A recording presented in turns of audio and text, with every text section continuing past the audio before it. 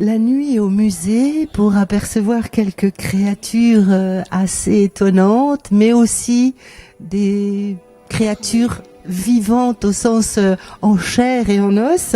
Valérie Pugin, vous avez concocté pour cette année, dans le cadre de la nuit des musées, un événement avec des artistes très différents, très éclectiques. Est-ce que vous pourriez nous présenter Caroline Grosjean? Peut-être qu'on peut dire que son univers, c'est aussi lié à des fragments. C'est un petit peu facile de dire cela puisque c'est cette pièce qu'elle présente ici. C'est la compagnie Pièces Détachées qui était en résidence à la Fraternelle. Et c'est vrai que ces fragments, parmi les tableaux, j'ai trouvé qu'on avait tout le temps une mise en abîme par rapport au travail de Caroline Grosjean et de la compagnie Pièces Détachées, puisqu'on est vraiment avec des visions de passage, des corps qui traversent les salles d'exposition temporaire ici et les salles du musée. Et j'ai trouvé que c'était très très juste. À votre gauche, Benoît Huot. Sculpteur.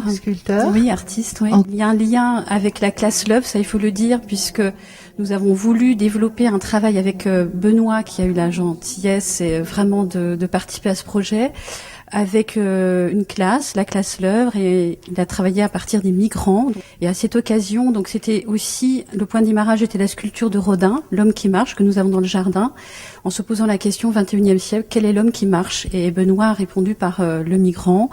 Et les classes, la classe allophone du lycée du Pré Saint-Sauveur, ainsi qu'une classe de seconde, sont vraiment partis dans cette aventure en recréant presque leur propre des sortes d'alter ego, je dirais, et puis avec ces mannequins qui sont sur le parvis. Et c'est l'occasion de montrer aussi 3 œuvres de Benoît Huot qui sont donc disséminées dans le musée. Quels sont les matériaux avec lesquels vous évoluez? J'ai travaillé pendant l'étape précédente, c'était un travail à partir d'animaux naturalisés. Je récupère des animaux naturalisés, je les habille, je les recouvre, je les pare et j'en fais des espèces d'icônes, objets de vénération. Et je fais appel un petit peu à des références d'art sacré. Le précédent travail, ces animaux naturalisés, je ne transformais pas la forme. Donc je faisais que recouvrir. Et puis de fil en aiguille, en découverte, je me suis intéressé aussi un peu plus à la forme. Et j'ai commencé à ce qu'on pourrait appeler du surmodelage.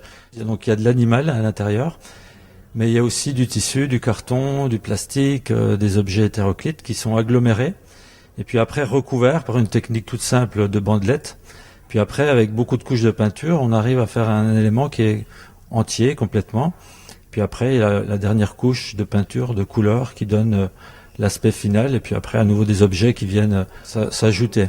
3 pièces sont présentées donc dans le musée. La première incantation figurerait peut-être un chaman. La seconde pièce qui est derrière moi est plutôt un guerrier. Et puis la dernière pièce qui est à l'étage supérieur, c'est un être un peu indéfini entre l'homme et la bête qui porte sur lui un corps d'homme pétrifié, une espèce de momie en position fétale. Donc à chaque fois, il y a ce rapport un petit peu à cette question de l'au-delà. Caroline, vous êtes plutôt dans le mouvement, dans l'action.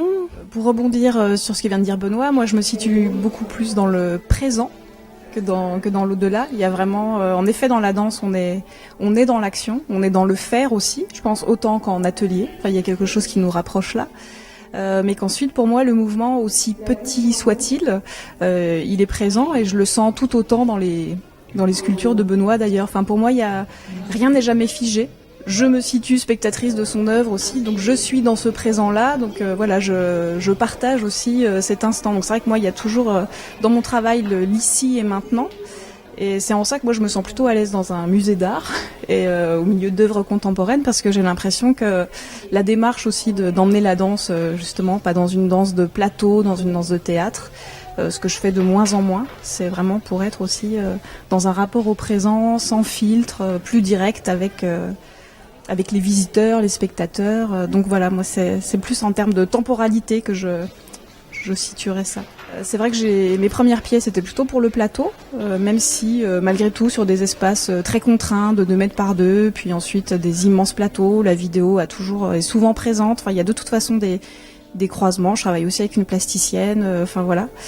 Donc l'espace en fait il ils se modèlent et puis ils modèlent aussi les corps. Et c'est vrai que moi j'aime aussi rencontrer les spectateurs. Donc le fait de sortir des théâtres permet aussi de bouger le cadre. Et puis c'est vrai que voilà, j'aime le jeu aussi dans cette rencontre, à cette spontanéité là.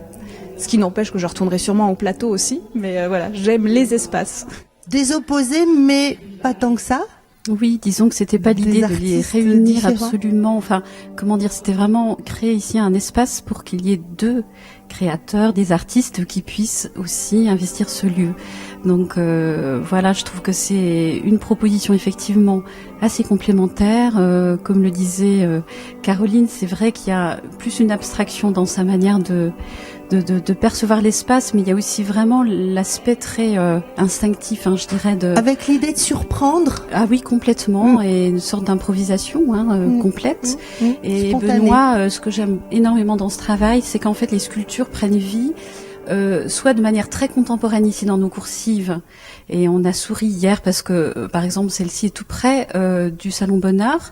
Donc on fait un grand écart dans l'histoire de l'art, mais il y a une petite... la salle qui est juste derrière nous, c'est à l'aube de la modernité. Pour moi, la statuaire, si on parle de Rodin, les sculpteurs contemporains maintenant vont revoir les choses, mais avec leur univers, avec ce qu'ils ont au fond d'eux. Et effectivement, l'autre sculpture en bas dans le sol archéologique est très très bien, parce qu'en fait, c'était le lieu de passage des moines qui faisaient eux-mêmes, puisqu'elle s'appelle Incantation, qui psalmodiaient. Donc il y a vraiment quelque chose de très juste au niveau des pièces qui sont installées là. Et puis c'est aussi une rencontre humaine entre des artistes. Et ça, c'est formidable au musée de pouvoir accueillir une chorégraphe, un sculpteur, et puis aussi de pouvoir, voilà, ça a généré aussi beaucoup d'énergie hier avec les jeunes des classes et tout ça. Donc c'était un très beau moment. Merci à vous trois de votre belle et grande présence. On invite le public à continuer à découvrir les sculptures de Benoît. Caroline, on vous retrouvera peut-être. Oui, j'ai encore un projet avec la Fraternelle et on revient au musée notamment avec des danseurs amateurs. Alors quand ? Alors la restitution de ce projet aura lieu le 5 juin à 17h. On commencera ici, dans les salles, et puis on naviguera jusqu'à la Fraternelle pour terminer au Café de la Maison du Peuple. Voilà. Merci beaucoup.